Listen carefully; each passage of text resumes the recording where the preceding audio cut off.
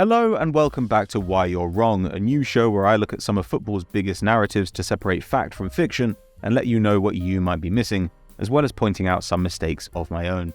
And today we're heading over to Spain for a more serious subject than usual, to a league where it appears to be open season on a 22-year-old who simply wants to play football. To everyone who doesn't follow Spanish football media, Juergen Klopp's press conference prior to Liverpool's 5-2 home loss to Real Madrid must have come as a shock. Expecting to talk about the game itself, Klopp was instead asked by one journalist whether Vinicius Junior bears some responsibility for the abuse, meaning racist abuse, he suffers on the field, due to his own provocative actions. And Klopp, as he so often does in these situations, gave a great response.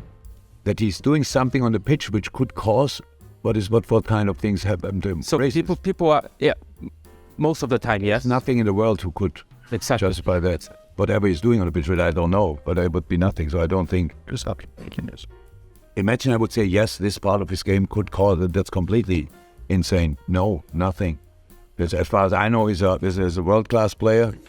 I hope he's not fussed by any idiots who say something about him, but I hear that now the first time. I don't read these kind of things, to be honest.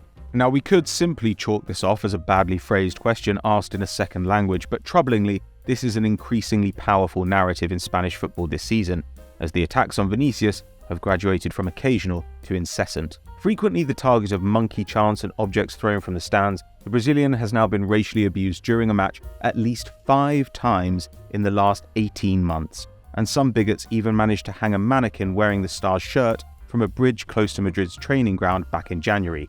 Just about the most racist act someone could commit, short of physical assault, and we're not going to show the image. Now, this would be bad enough alone, but exacerbating the problem is the narrative around Vinicius, which allows this behaviour to continue. The forward came under fire from football agent Pedro Bravo on popular TV show El Chiringuito back in September, Bravo taking issue with Vini's habit of dancing after a goal. If you want to dance samba, you go to Brazil. Here what you have to do is respect your fellow professionals and stop acting like a monkey. And when Atletico Madrid midfielder Koke was questioned on the same subject before that month's Madrid derby, he seemed at first to make allowances for self-expression, saying, "If in the end he scores and decides to dance, well, it's what he wants to do. Would I understand it or not?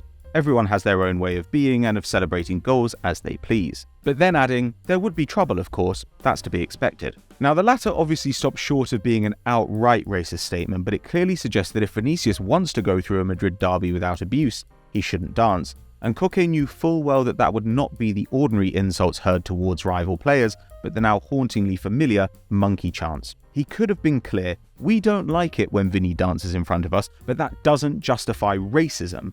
But he wasn't. And this isn't a single event, but part of a broader culture of indifference towards bigotry. That Madrid game inevitably did feature racist songs aimed at Vinicius, but as the BBC reported, a 3-month investigation concluded that it was impossible to identify those responsible in one of the sport's most high-profile derbies featuring the biggest team in world football. And the Irish Mirror recount the outcomes of 2 investigations of racism in the Spanish top flight.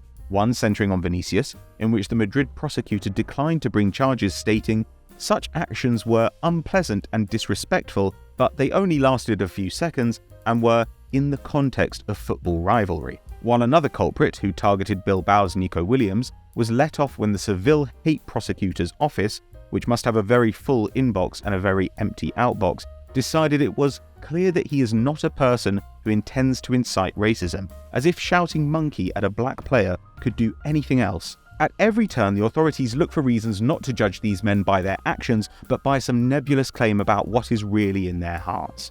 It's the prosecutorial equivalent of saying, he's not that kind of player. It seems like there is endless sympathy and understanding for anyone caught up in conflict with black players, but not the black players themselves. Ivan Alejo, a Cadiz player who openly said he wanted to foul Vinicius, posted a tweet after Brazil were eliminated from the World Cup, with 3 emojis of a man dancing, followed by 2 monkeys covering their mouths, a reference to Madrid's number 20, which you could only loosely call coded. Alejo got a sympathetic write-up in regional sports rag El Desmarque just days ago, while Pablo Maffeo, who similarly went after Vinicius during Mallorca's 1-0 victory over Real in February, justified his behaviour afterwards, saying, "When you are playing against him and he tells you that you're going to go to the second division, well, it stings. In the end, we are people." So what Maffeo is saying is that it's understandable for people to want to foul Vinicius because he has been mean to them in the past. But of course, no one considers whether it's understandable for Vinicius to want to lash out after years of abuse insinuating that he is subhuman. And more insidiously, this adds to the overall picture that Vinicius is the problem, that his own actions lead to brutal treatment on the pitch and unspeakable abuse off it. Every story like this makes it easier for those who hate Vinny to try to hurt him. Spanish football has created an environment in which fans can behave in disgusting, racist ways, knowing the league and government are not interested in punishing them. And the media has been complicit, combining that racism with conversations on the way Vinicius plays and celebrates, giving his attackers the benefit of the doubt at every turn, and pushing responsibility for his own suffering onto the player. Of course, hatred and prejudice exist everywhere in the global game. It's in the stands, on the field, in newspapers and in comment sections, and as participants in the sport, we are all required to do what we can to stamp racism out when we see it. It's a huge task, but you can't avoid it and you shouldn't want to. But in the case of many Spanish players, fans and authorities, it seems no one has the balls or the inclination to do what's right. So that's our show for this week. Thank you for watching, and hit us up with your suggestions of other things I got wrong, as well as your most treasured football opinions, and they might make a future episode of the show. Get your entries in the comments below, don't forget to like and subscribe, and we'll see you next time.